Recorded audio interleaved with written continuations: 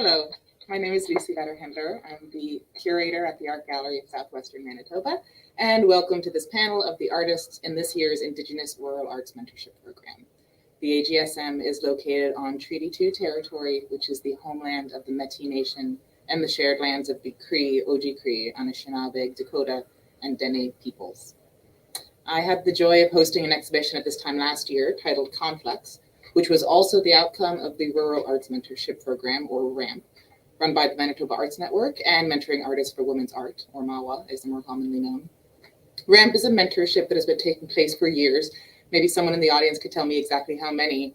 It's a program that pairs a small group of rural and northern emerging artists with a professional artist. These mentorships build community, bringing visual artists together to network and to learn. They provide professional feedback from an experienced artist mentor through constructive critique, and they impart valuable information regarding the business of being an artist. Although establishing a connection and a community is almost an inevitable outcome of this program, this group took it a step further and formed a collective. Because it's a true collective, they've asked me to act as a host for this panel so that no one is moderating among themselves. For all of you who are joining us live online right now, you can ask questions directly to us via the comment section in whatever platform you're joining us from. I'll be able to see those comments and relay them to the artists, so feel free to chime in at any time. Now, please allow me to introduce the Mîcêt Tipiskâwi-pîsimak collective. Fran Cooper is an interdisciplinary artist who has been connecting, creating, and contributing to Earth for decades. She is a mother, sister, auntie, wife of mixed descent and culture who is determined to remain intact and true to herself in our current world. She grew up in the Parkland area of Manitoba, and her life journey has taken her to her current residence in Lita. Artist Christy Janvier was born and raised in Flin Flon and is of Dene, English River First Nation, and mixed European descent. She began working overseas as a professional actress and dancer at the age of 18, stayed in that industry for 15 years, after which she returned to Canada. In addition to her performance work, Christy has been working on a beadwork project since 2018 called Secret Life of Beads. The profits from that go towards funding her family's bush cabin, which was started in 1934 for future generations. Tess Faye Houston is a multimedia artist and creative freelancer who uses their special interest and past experience in photography and makeup design to capture and illustrate moments that characterize the daily motion of their life. They often use mixed media in their work to reflect the nature of their mixed blood heritage. We are missing this afternoon because of unforeseen circumstances, Annie Corshen, who is a 21-year-old Anishinaabe visual artist from Sagkeeng First Nation, Manitoba, where she currently resides. So we hope that in this collective, there will be some people who can add her voice to the conversation. Mm-hmm. Finally, a mentor to these accomplished artists is Lita Fontaine. Lita Fontaine describes herself as tricultural, just Dakota, Anishinaabe, and Métis. She was born in 1958 in Portage La Prairie and is a member of Long Plain First Nation. Fontaine spent her childhood in the north end of Winnipeg. She grew up with a deep understanding of Dakota and Anishinaabe cultures, which is evident in her art practice. She is also an educator and the artist in residence at the Seven Oaks School Division. She had a solo show at the AGSM in 2013, and in 2017, the AGSM and the Urban Shaman Gallery partnered in order to publish a catalog of that exhibition titled Saniskanika, I think. You have to correct me.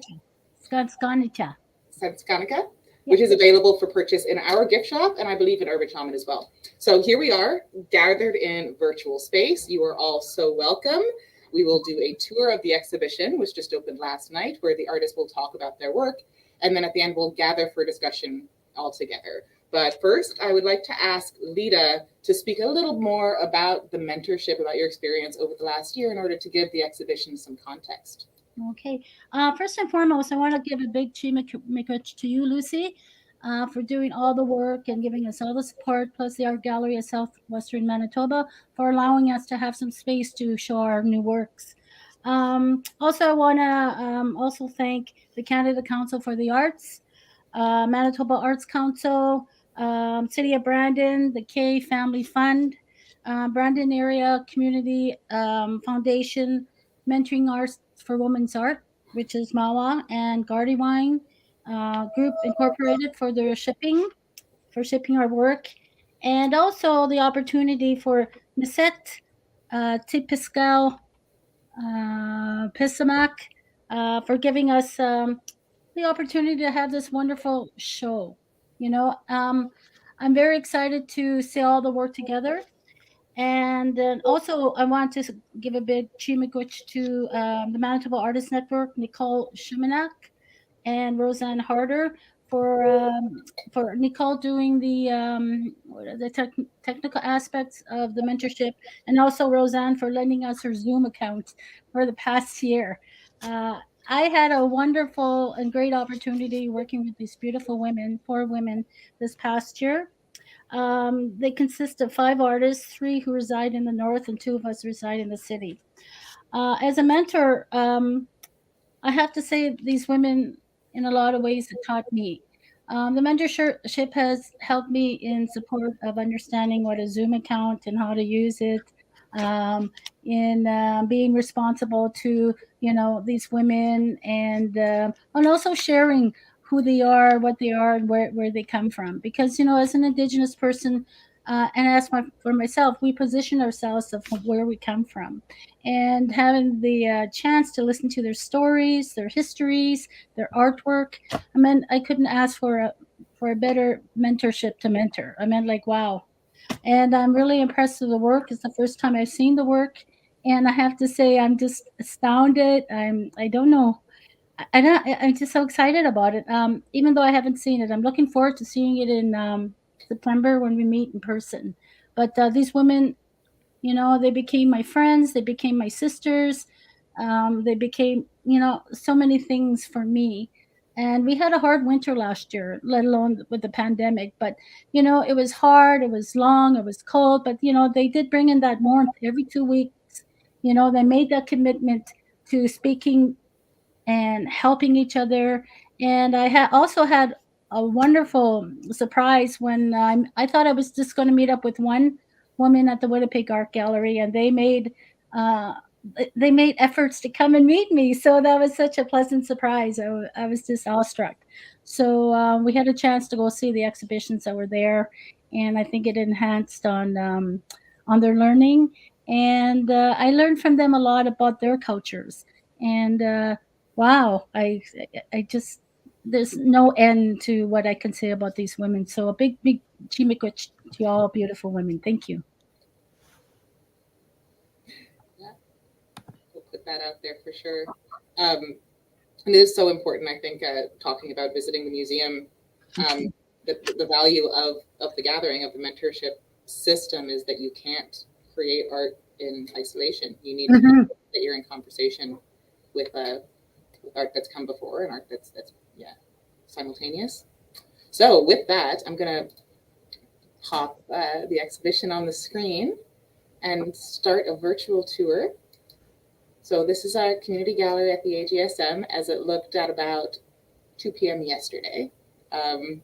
So we'll just go through the first artist that you come across as you walk down the hallway is Annie, who, as I said, sends her regrets today. But Francis, could you maybe speak a little bit about these 2 pieces, Dorem? I can speak briefly about them.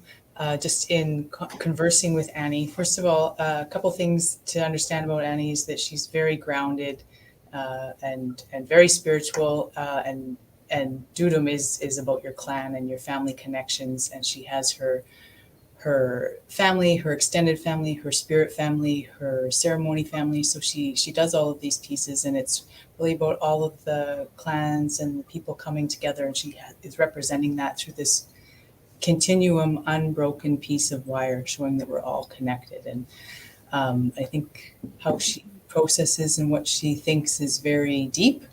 I can't say a lot more about it because I don't want to change the context of where she's coming from, but just the context of who she is and how she creates it's quite from a quite inclusive, beautiful place, and you can see that relatable in here. Yeah. It's one continuous piece of wire. That's also part of how she was creating, is, to show context of continuum and connection, is that it is a continuous linear piece of wire, how she created this. So, it's yeah, I really love it. So I hope everybody else enjoys it. And wire is such an interesting medium because beyond even the metaphor of it being a continuous line, every time that you bend it, it affects the entire rest of the structure, right? Yeah, it's so malleable. And she had spoken a little bit of some of the challenges on that it's copper, so it's quite malleable. And copper being such an important piece to women and to Indigenous women, that, she found that there was some challenges there, but she worked with it and listened to the material, and then it flowed for her. And that was something that as a group we had talked about really when we are relating to each other and engaging with our materials, is listening to the materials. So as you move down, taking up kind of the portal, the entryway to the exhibition is Christy Janvier's series called The Weight We Carry. So let's start with this piece in the foreground. Christy, if you wanted to talk about the Jingle Dress. Sure. There's a lot of ideas and things around this project, and I'll probably forget to speak about certain parts. One idea for this is I originally was thinking about weight of the beads. I used to live in Hong Kong, and I would bring back big bags of beads for my sister to do her work, and just the sheer weight in my suitcase. And I would think about like all that weight dancers are wearing when they're dancing, and the Jingle Dress is a healing dance. And so originally I had thought I wanted to have like a regalia hanging from like a luggage scale, but then working and talking with the group, I kept kind of deconstructing that original idea. And initially Fran gave me this birch bark. My sister's medium is birch bark, but it was not the right consistency she works with. And Fran had made a suggestion, why don't I make jingles out of that? So then if you can see in some of the images close up, on the bottom of the ribbon, there's tiny little stones added, showing like that kind of hidden weight underneath that we don't always see, hanging with the jingles as you dance. And as well on the bottom is the fabric that I would have used to create a dress, but I thought that fabric on the floor with that weight of a stone nestled on top. Yeah, and as somebody who's just handled the Jingle Dress, those stones giving it weight actually change the acoustics of it as well. There's more force as they hit each other. So yeah, and the material is also kind of camouflage for this stone that's included. And the stones, the small stones I had picked with my 1-year-old daughter when we had gone to the park. I was just having an off night, and so I just put her in the stroller. We walked to the park, and then there was all the stones that I needed. And all of the larger ones are stones that I had harvested with Fran. She took me on a drive. We live further north, a bit closer together, so we were able to meet in person more often. So she took me for a drive, and that's where I collected the other stones. So Fran is like very much wrapped up in the project with the other ladies. And here's a photograph with beadwork incorporated. Yeah. So another element of the weight we carry as mothers is the traditional landscape of my family. This is my non-Indigenous family, but my great-grandma had started this cabin, and this rock in the back is where she had a flower garden where I would see her most of the time.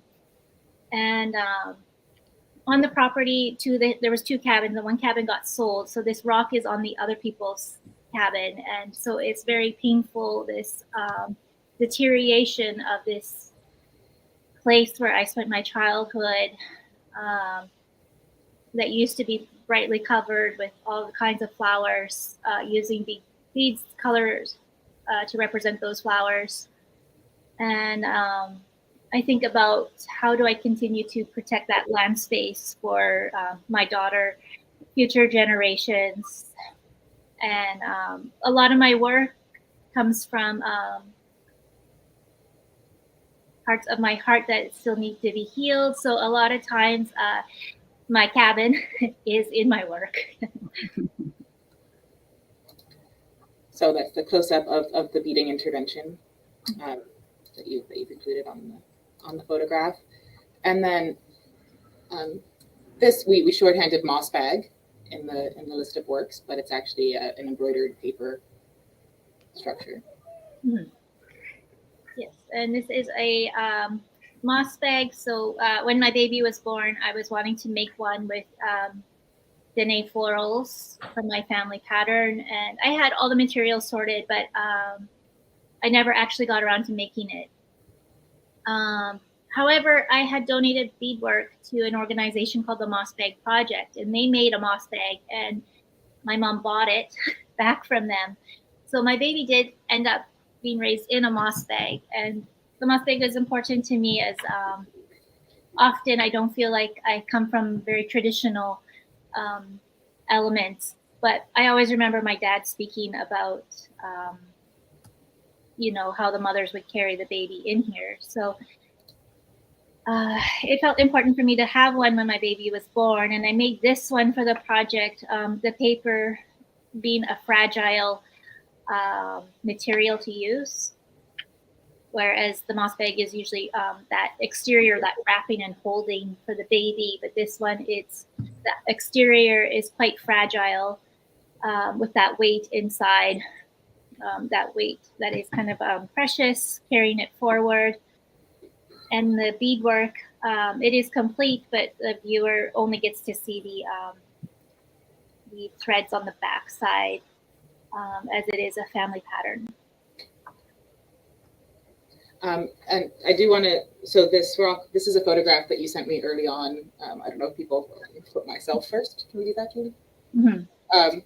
But speaking of your performance background and the idea of these rocks being something that you held in your arms, that you moved around a landscape with, as it relates to motherhood. Can you speak about kind of the relationship between performance and these things? Yes, there is.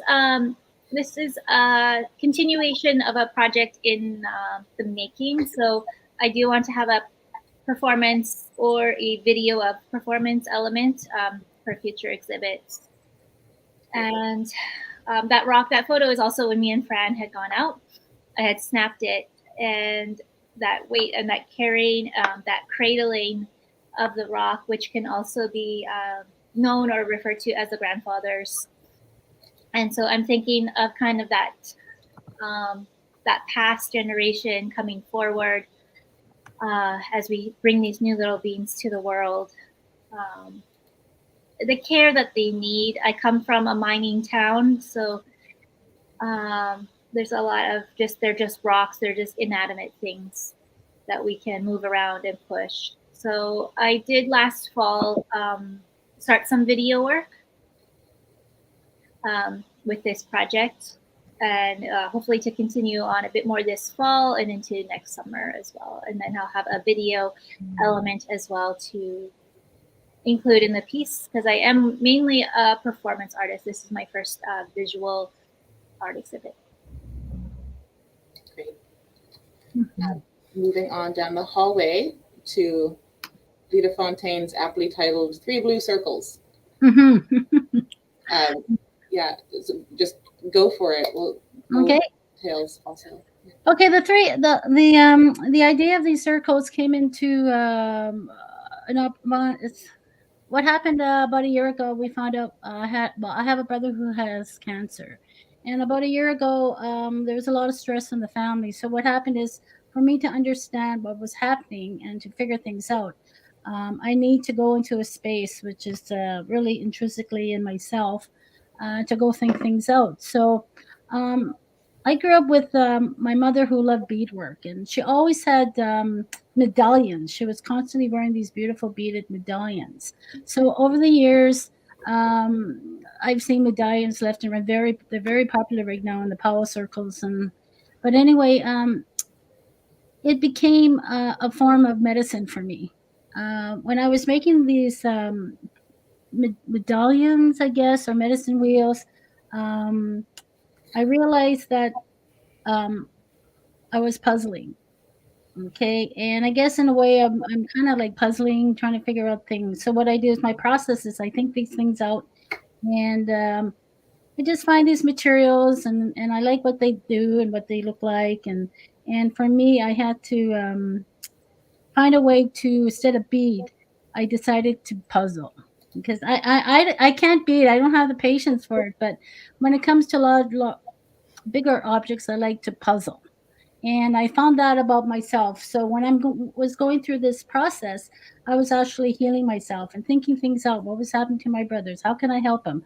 What's happening to my family? This was a form of medicine. So out of this came my medallions or my medicine wheels, and and I've always had a fascination with mandalas and also circles, because in our culture the circle is a lot of things. It means lots of things: the circle of life, the four directions, the medicine wheel, and also too, I like finding objects.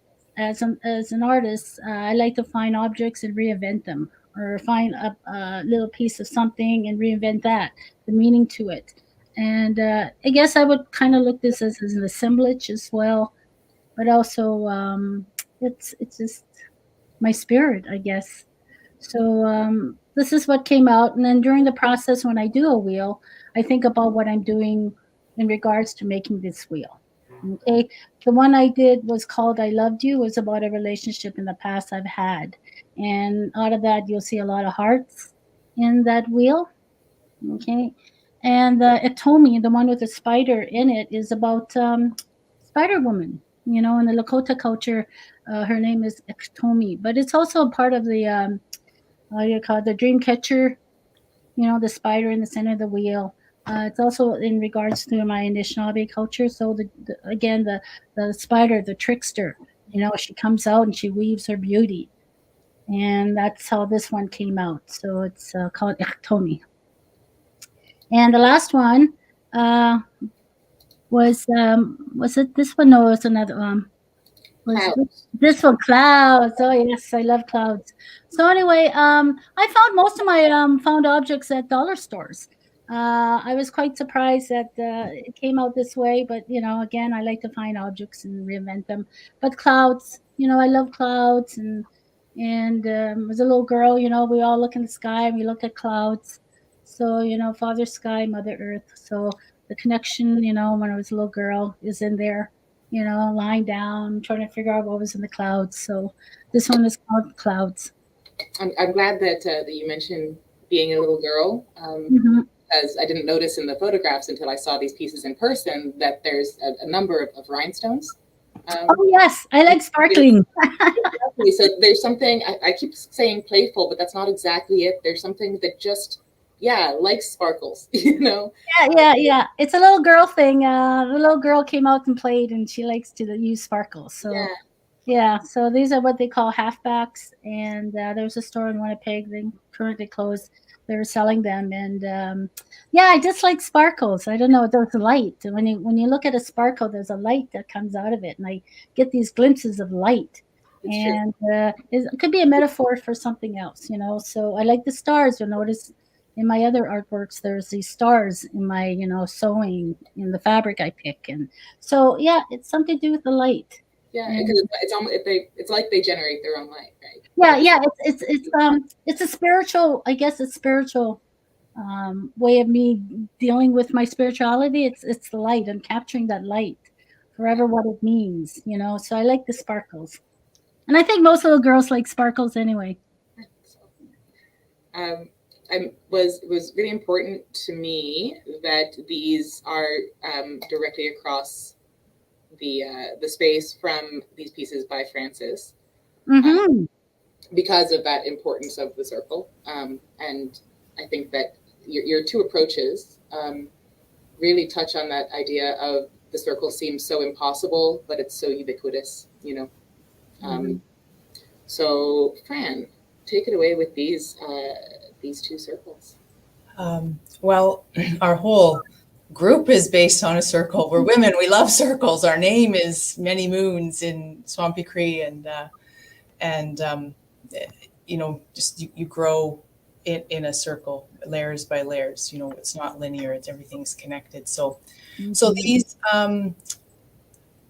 through this project, and everybody is a part of my work because we all work together, and it raised my work up in so many ways. So I have to thank everybody for that. And one of the things that I was concentrating on or being mindful of, and I have for quite a bit of time, is that it has to be materials that are friendly to Mother Earth, and that are local, that I can get locally, that I don't have to have this huge imprint to get them, whether I find them outside or whatever. So this is just a cotton cord with cotton print, and this one's cotton print, and it's sewn together with thread. So these are 2 halves of a drum bag. And the blue one, the turquoise one, is moon dogs, and the coral one is sun dogs. And the coral one has that extra ring around it that really connects some of those pieces in the day. And it's the title of this one is Carry the Drum, and it's 4 Walks with Animals, Who is My Daughter? Because that part of being a woman is having your voice heard. And there's often in our current landscape of the time we live in, we're not always welcome in a lot of public spaces. But if you have things to offer, you can have a voice. And so I'm trying to set up this next generation, being my girl, with having her feeling like she has her voice. And so these are her drum bags where she's connected. These are 2 halves of them. And yeah, the circle feels whole, and it's so therapeutic to work in a circle. It feels really good. So this was my interpretation of moon dogs and sun dogs that will be for my girl's drum bag, which she already has her drum. She's done the animal, done the hide, made her drum. So this will be the next part for her as a drum carrier. So that's these pieces, and it felt really good to have them put together. I do want to, because you have, I think, the largest series, and the way this is new work, even though you had an exhibition. Yes, it's all new work since this is all new work. We were really fortunate that we got to have an online exhibition through Manitoba Arts Network in the spring, which was fantastic. And this is all new work since then. And there was a lot of there's been a lot of growth, and it's like, okay, well, where do I go? How do we connect? What is it that we really want to say? How is it that as women that we're going to propel ourselves forward and support the next and share and hold each other up? And so those were some of the series. Is Our Future is a Shared Purpose as well. It is. Our future is a shared purpose. And to me, I think these are all connected, the pieces I have. And part of it is having your voice, and part of it is being able to recognize. And this triptych that you're showing here now, you can't quite tell from the picture, but it sits out. There you go. It sits out at a 45. There's 2 panels to each, and they're broken into quadrants. So there's it's elk footprints, ungulate footprints on the bottom, and then birds of prey talon marks. Those ones in particular are short-eared owl. There's dragonflies, which are only connected to the top piece, which are frog prints, which they're an indicator of balance keeping. And if we have to give voice to make sure that everybody is taken care of, including our Mother Earth, and these things are all indicators of where we are and how successful we are. So to me, it ties in with the drum bag because that's giving you a voice to speak on these pieces. And these are the indicators of these pieces. Can you tell me about the shapes of them? In terms of that they're panels? Yeah, they're substantial, but they're fringed on the outside. So they're really heavy, and they're delicate, and they're very multimedia. Yeah. So and that's on purpose. It's like, hey, well, what do I do with these? How do I handle this? Like any good thing you come to, you're like, whoa, what is that? What do I do with it? And I wanted it to be like that. They're actually very durable. They can lay on their face for transport. They have glass beads on there, so they could if they had to, but they're also delicate because of the fringe. Yeah. And I wanted it to be tactile, where I like touching things. I know you're not supposed to in our gallery, but I want it to have that feeling where they're like, I want to touch this, right? So that, and that's part of the fringe too. And being proud from the wall is on purpose so that, because I just wanted something that was more 3D. As it's more engaging, it can act as a being, as a different kind of energy with it. And then it's harder to tell in the photo, but really depending on the light source, there's actually 2 tones on each one of these, and they can read quite differently because there's always the, some of that, just like how things dry and they dry a different color naturally. There's new, and then there's older, but they're both 2 sides to the same story, so to speak. Mm-hmm. That's a failure of the camera in person. You can see those different tones. And that's part of the digital age, and that's okay. So, and we talked a lot about we all do very tactile work. A lot of it with stitching. There's a lot that's with threads. I had wanted to have some sort of sewn element on this one, and that's the just the painting sewn marks in between the different panels there. It's, I don't know if you can see it on there. You see a bit of the line there. Yeah. So some of it was about problem solving and listening to the material and where it goes. It's never how you originally think it's going to be. And then it turns into something and you're still like, oh, that worked. That's great. So, yeah. And it is heavy. I want them to be substantial enough that they're sturdy. The fringe is the most delicate, but because it's paper, you can kind of reshape it as you need to go. So, but yeah, I had a lot of fun doing these. A lot of the learning through the mentorship was just belonging, being part of the group, just really feeling accepted and part of it all. And that's what I wanted to convey with these pillars, so to speak, that help support us. That's kind of what I was expecting. Sorry, that was one of the original thoughts, but I forgot it as I started because I love it. So. I wasn't leading you, but because they're made out of kind of construction material, they really affect the space. They feel architectural as permanence. They add permanence to this reconfiguration. Well, I like that, and I think that some of the things that we idealistically value as women, it has permanence, it has succession planning, and it's good for everybody in all walks all the time. So and finally, we have 7 untitled pieces that are absolute little treats. So I'm just going to scroll through them kind of one at a time as you talk about, because the technique is really remarkable. It almost looks like a antique book illustration, but much more layered than that. So these were a lot of fun. So these, with the exception of the horned owl, these have all been taken within the last 18 months. And so then I printed them on a variety of, they were photographs, and then I had done some different modifications and tried printing them. In the end, I printed them on some printmaking paper, and I went back in with mineral pigment, inks, white and black inks, and some watercolors, and really gave them a different feel. So they're all from around Manitoba. And really, I wasn't really expecting these to be part of the show. These are 4 eagles. I don't know if you can see the 4th one. It's in the tree there.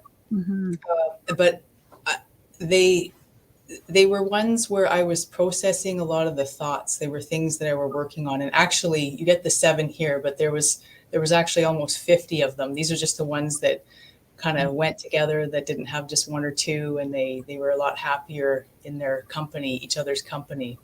And that's part of listening to the materials too. So, and just that these things, all our water, all our skies, all these things are connected. So I can do a run through and tell you some of the places if you wanted. Sure. Okay. But yeah, it's a deconstructed photograph that I break right down till it's pixelated. And then I go back in and I keep painting on it and printing it. And then the last one has all the final inks, watercolors, and mineral pigments. Because there's a very opaque kind of glass detail layer on top of all of them. Yeah. So this is Menango River, which is really central Manitoba, but they call it northern. It would be north of Grand Rapids, about 60 clicks maybe. Maybe I'm way out there. It's in between the Williams and the Hargrave. It's the Menango. And there's some beautiful limestone shelf and a natural ford there that you can like go across on low water years, and it was a low water. So yeah. And then these are 4. I painted them into bald eagles, but they were actually golden eagles. But a lot of people don't know how to recognize them, and they're just so massive. And so this was a nest in along the north side of Lake Winnipegosis. So that's kind of their top range where I get to see them, and that's them. And again, just the horses ready for chuck wagon and stuff, just at some of the places by Pine Creek. And this is Clearwater Lake, which is at the top of the Palm Moraine. It's a spring-fed lake. It's in karst topography, but you get purple sand on this lake from the garnet underneath. It's quite beautiful. This I wasn't able to fully rescue this girl. She had 2 broken wings, but we spent 5 hours in the car together, and she was good company. And this is, I don't know if anybody's been up towards Thompson, but there's a really quite easily accessible waterfall called Pisu, which just means links in Rocky Cree and Swampy Cree. So this is Pisu Falls. And again, this is a lake really close to the Pas here. This is the north shore of Clearwater Lake. And so, yeah, they were really I was working on them on the side as I was problem solving and processing the Decade of Decisions, which is the 3 pillars. And I wasn't really expecting them to be anything. And then they were like, hey, pick me too. So I did. They're with you now. So. Yeah, I'm glad, and I think there's a nice dialogue between the source photo and then the footprints that are tracing them across the space. Yeah, because this is the landscapes that all of these things take part in, right? This is the things that we need to give voice to, is some of these landscapes and things that don't have voices for themselves. They're very vulnerable. And our vulnerable people and our vulnerable living things are part of what we have to lend voice to ensure there's a future for how it is. Okay, and certainly not least, but last is Tess. So this is the installation of the pieces that we put up, but we're going to skip right by them because, as happens in any artistic process, didn't like the last thing that you put on. So let's pretend this is what's on the walls now, and then it soon will be again. Yeah, your editing is great. Thanks. Appreciate it. Yeah, no, I guess, yeah, I think like what happened is like I originally like went to ship up the originals, and this is how they intended to look like in the first place, and got all mixed up. But I'm like so grateful that we were able to like sneak these in, and it makes me so happy. But yeah, I guess series 3 to me, I guess, kind of comes out of most of opposition of kind of where I was at in my headspace and kind of like in my mindset at the time. Like I feel in creating this, I was kind of like in like a dark space. Like I felt really like isolated and like this heavy weight, and I felt like there's so many like, complications and, you know, heavy themes kind of happening all around. And I kind of wanted to flip that around and, you know, create like something bright and beautiful and, you know, simplistic, but also like unique and different and like a little, you know, a little different. But I also kind of really wanted to bring in the themes of like connectivity and, you know, connectivity through differences. And I feel like each one of these, I don't even know what to call them, like little like wall hanging thingies. My artistic language is an A+ for sure. But I kind of wanted to, have them represent like the north, west, south, and east, kind of like to kind of bring in that global connectivity and have us all be, brought together as, brought together, even though we all look a little different. So let's go through them one at a time. Okay. This one has a little, sorry, my editing isn't that great. Yeah. But, Oh, sorry. Go okay, no, go ahead. So this is Sud. Yeah, this is Sud. So I've named all of these kind of like using Mîcêt, and it kind of helps me learn and practice my language as well, which is I really like doing that kind of throughout my work. But yeah, like I feel like a lot of these pieces, and you could probably notice like some familiar shapes, just kind of what we see in nature already, like the little tulips. And I feel like these like wiggly lines are kind of more like elm leaves and stuff. And I just find them to be just things that like I normally will like go on walks and like pick up like everything while I'm on my little journey. And I feel like I just kind of wanted to put together like the things that kind of made me not feel that, isolation and darkness. But yeah, that's, I guess, that piece. West, similar idea. I feel like the colors are really fun. It reminds me of like, you remember like those 90s jumpsuits, like with the kind of bright, flashy colors? Like I felt like I always remember like those being so happy, and I'd wear them all the time when I was a little kid, like running around in the backyard. And I was just like, that was my jam. So I feel like these colors really, like kind of like, I guess, show throughout them, really like represent that really well. Yeah, I like the connection of kind of sunset time or dusk and playing in the yard. Exactly. That's fun. Awesome. Yeah, this is the first one I started out with. It was like, and first of all, like just like a little prototype. And I was like, I saw these, can't remember, it was like a Pinterest post or something, but I remember seeing like this one artist that almost like brought out like these thin, like delicate pieces and almost brought them forward and gave it like structure and strength. And the way I kind of like did it was I wanted to use that same outwardness and kind of have that 3D kind of feel to almost give it like the sense that like it's coming to hug you or like console you or just like, be a part of you. Because I think that's what nature really kind of wants. And I think that's what we all need too. So I think that's just kind of where a lot of them kind of end up turning into one another and stuff. I think you can see better before we move on to the fourth one, because this photograph, I think, describes better how three-dimensional they actually are. So can you talk about, I also don't really know what to call them, but they're like kind of wall sculptures. Yeah, like we can go with that. Like wall sculptures, that sounds great. Fantastic wall sculptures. Yeah, they really... Sorry, are we talking about the dimension? Sorry, I blanked. So, because the photograph doesn't exactly explain how tactile. So they're cardstock covered in acrylic, and the acrylic gives them like a lot of flexibility and solidity. And then all of the paper has been folded and curved so that there's a layering. There's kind of either scales or this the central star is structured in a solid way. For sure, and yeah, I think that's. I don't know. I feel like, we have a lot of flatness sometimes. And I mean, not everyone. I mean that in kind of like physically flat, but also kind of like, I feel like I just wanted it to bring some curvature and add some dimension that I felt like, I don't know, really brought it out. I don't know.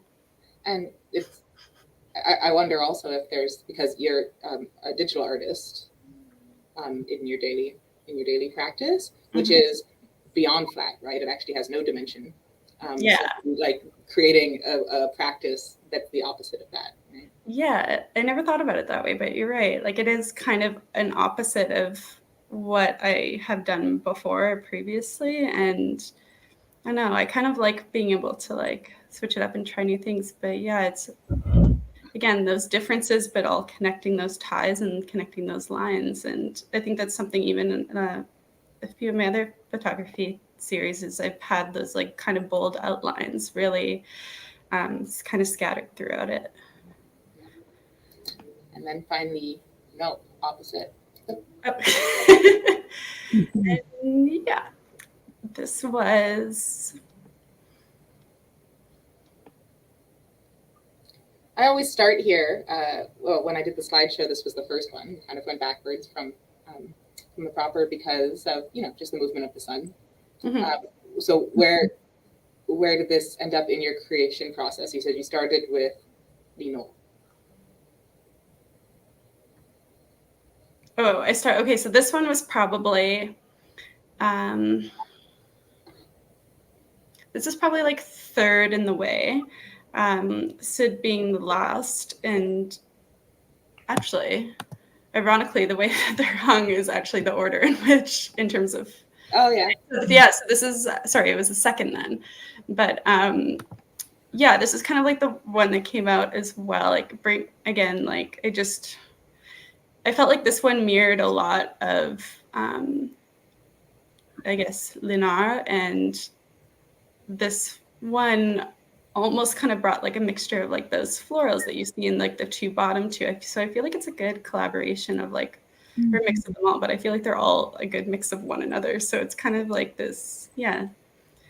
I feel like it's also really kind of like a representation too of like our group, and like everybody kind of has their own little like different things, and we all kind of still come together in this little thing. So all the like 4 amazing people I work with, and it's been such a wild experience, and I'm like so grateful for like everything everyone has taught, and as well as kind of like everything I've like learned from Lita and kind of her wisdom, and it's been a wonderful experience. Great note to end on. Now I did have. I'm going to take that away for now. I'll open it up to you guys first if you have anything that you'd like to say to each other. I do. I always want to say the show together, I think it works really well. I think all of us, it shows a lot of connection, and I'm so happy to be part of it with you. So, yay.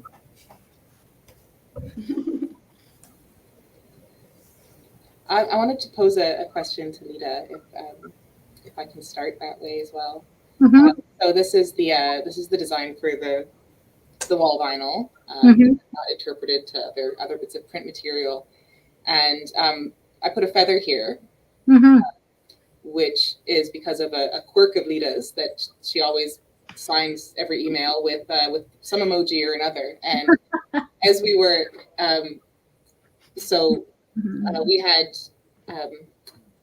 take credit. I don't remember who proposed the title "Common Threads," because as we've seen, there is that idea of the thread as something continuous and connected. I think it was a cultural thread. Either some of us were sewing using thread, or there was a common thread in regards to cultural components within each of our works, and also, just being, who we are. We all see one of the common threads I noticed about this group was that they take from Mother Earth. They're taking something from Mother Earth, and they're embellishing her. They're making her even more beautiful. And I saw that in the rocks that Christy puts in her work, the photographs that Frances has, also with Tessa's florals. Like there's this kind of, and also with the Annie's lines. Because they're very what's the word, organic.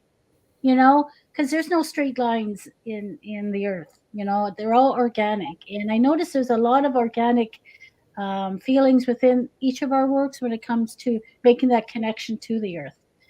These women come from a place I would never have ever would experience, and knowing that they put these elements in the work, it's like, okay, well, I can connect to that stone, because in my culture we have stories about the stones. They're living beings.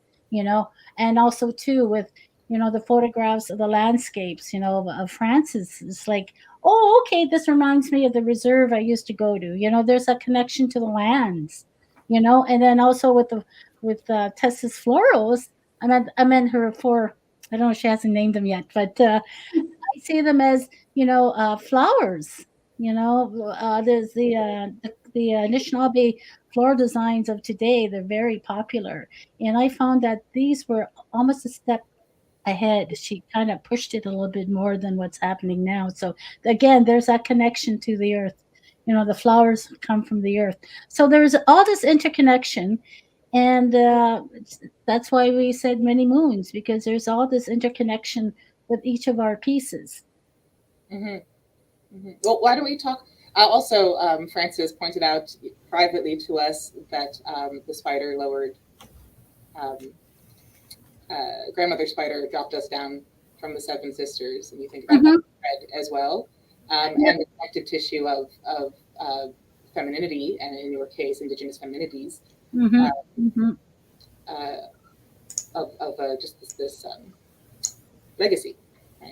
Yeah. Oh, yeah. Yeah. We all come from cultural groups that have legacies, and the oral histories that they shared amongst me and each other.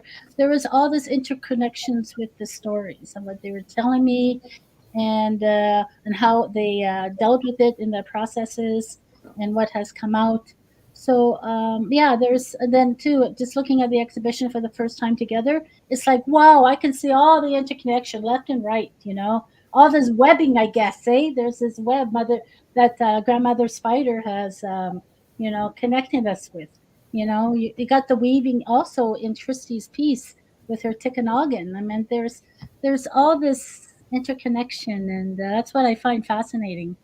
Because when I first saw the show, I went, "Whoa, this is fantastic!" Because we're all connected. Yeah, it really feels like five individuals who created work together. It really does. Oh yeah. I think we really did create it together, though. Like, even that's, I think, speaks to some of the success of Lita being our mentor, and then how good the program is set up for the mentorship. Because even though we were digital platforms, being part of this collective and working together, it's like it slingshots you forward, and we're touching base, and we're showing each other, and we're checking in, and so yeah, you see all of us show up in each other's pieces, and that's good. That's a good thing. It's part of being connected, and yeah, and it shows up in the work, just in our themes too, not just the materials. So. Also, too, if there was a philosophy in this group for the mentorship this past year, we did have a talk about the medicine wheel, and how we're a living, breathing medicine wheel as individuals. We have an emotional side, a physical side, a spiritual side, and a mental side. And being in that center of our own wheel, we have to learn those four aspects of ourselves. So they can actually, the medicine wheel can actually be also implemented in the making of an art. How is the art looking physically? Well, it's manifested into a piece of work. And how is it emotionally? How is it making you feel emotionally when you look at that work? Spiritually, what comes to you? Wow, I look at that work and I'm going, wow, I made that. So, there's all this connection. Mental, oh, well, the process was, oh, I had to learn this and I had to learn that. So there is all this connection to our own wheel, our own circle, to, keep that balance within ourselves. So that was part of the philosophy I was hoping that they would grab onto. I think they have, and that was part of the philosophy of making and creating a piece of work, is thinking about those four characteristics when we do and create a piece of art. So ultimately, you ended on the title Maada'ookii. Yeah, Maada'ookii. I was talking to my twin sister Leah, and I was thinking about common thread. And we talked about what common thread was. It was good, but somebody mentioned it was a little cliche because it's been used a lot. I have to admit it has. And I'm going, well, maybe we should think of it in a bit. So anyway, my sister, she's works at the University of Manitoba. She's a professor there. But anyway, she mentioned, how about Maada'ookii? And she goes, oh, to share. And I'm going, well, that's what we're doing. We're sharing, ourselves, a little bit of ourselves with each other. and be it in an artwork, being, and speaking with each other, So that's how To Share came about. And you described it as not just sharing, but it's a verb, and it's attached to an individual, and it means giving something generously, right? Yeah. There's Oh, yeah. I mean, with no questions asked, is sharing. It's a gift. So and that's what and that they've done includes with this. stories. I'm sorry. You were saying? And that includes, that's within oral tradition and everything, as a generous gift, right? Oh, of course, totally, yes. And how do we think we get some of our artwork made? Is through oral traditions. So those stories are handed down from generation to generation. Be it through Christie's family, be it through Francis's, background, and Tessa's family. So even Annie's, she has her stories and oral histories, and they have their artwork. So each of their cultures have some form of art that they share, and I thank them for that. Thank you. Well, it's been really great. And one of the things too that I really, being part of the group and we're sharing, what ends up happening is it's not compartmentalized. When you're sharing, your life it's all of it. So we end up sharing all kinds of parts of our lives as we're going through, because those are the journeys that shape what we're doing. So we support and share each other through it all. Mm-hmm.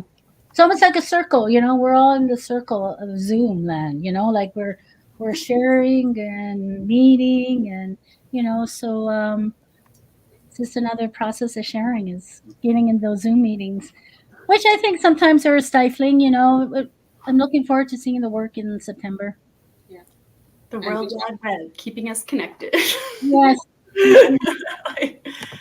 So I'm hoping with this group, maybe in the future, we can get our acts together again, do this again, but with maybe doing another exhibition, together as a collective. Because face it, Indigenous women's art and all women's art is getting stronger and stronger every day, and I'm seeing more and more of it since the beginning of my career. I can't believe the explosion of women's work, and also thanking Mawa for giving me this opportunity to see other women's works. So, man, I can't express how much this mentorship has been for myself and for all of us. So it's just mind-boggling. I got off track. Sorry. Because we said when we met earlier this week, that this is kind of bittersweet, because you've been together, and this is the final outcome of the mentorship. Thankfully, the public reception is at the end of September, so you have that to look forward to. And Francis and Christy talked about continuing this series. Tess, are you going to continue with the work that you created? Yeah, I mean, I'm definitely looking into applying to some food grants and maybe building on this and potentially exploring different materials. And I really kind of love the premise and the idea. And also I feel like it's actually really funny, because now Lita, at the beginning of this, I think she had a lot of trouble with me, because I was like, yeah, I'm never going to have a style. I'm never going to do this. I'm not going to find anything. And now I'm like, all right, now I'm starting to get into something here with these lines. And I'm like, darn it. I was like, she told me. You'd find it. But yeah, no. So I think I would love to continue. And obviously, working with these wonderful humans has just been such a game changer. So I'm really excited to, I guess, just really see what comes next, because now we have this Many Moons touring crew that can now become its own thing. And I'm blessed. We're coming up on an hour. I want to give anybody who would like to say anything. We have a comment from Facebook that the words that come up are relationality and permeability. This was Nice. to the sharing. Yeah. Mm-hmm. Very nice. Very nice. Yeah. Mm-hmm. Mm-hmm. There's a sense as we've been growing and sharing and developing our series as we go along here, seasonally, there's seasonal challenges in meeting up and touching base. And Mhm. but then seeing the show all together, I just had this like feeling where it was like, this is great. And yet the next thought is the best is yet to come. So I don't know what we're going to do next, but Mhm. that was just the thought that popped into my mind. So just putting that out there. I think we talked about a little bit about aunties. Oh yeah, I forgot about Yeah, we had. Yeah. Uh, Well, that's great. Everybody will. Francis, did you want to say something? I just did. Yeah. Okay. I just did. Thanks. A little delay in our chat. Great. I think that's a really good place to end on. You guys know where to find me when the aunties come back, and I really look forward to seeing you all in person on September 22nd. Mm-hmm. Mm-hmm. sounds Great. Thank you Thanks so so much much. for giving your virtual selves to me for an hour. Oh, thank you. And to everybody who joined us today, thank you. You can continue to follow the exhibition online on all the social media ways. And that's it. Have a great weekend. Have a great Friday. Thank you so Enjoy much. your summer. Thank you, everyone. Thank you for everybody for joining us. Thank you. Mhm.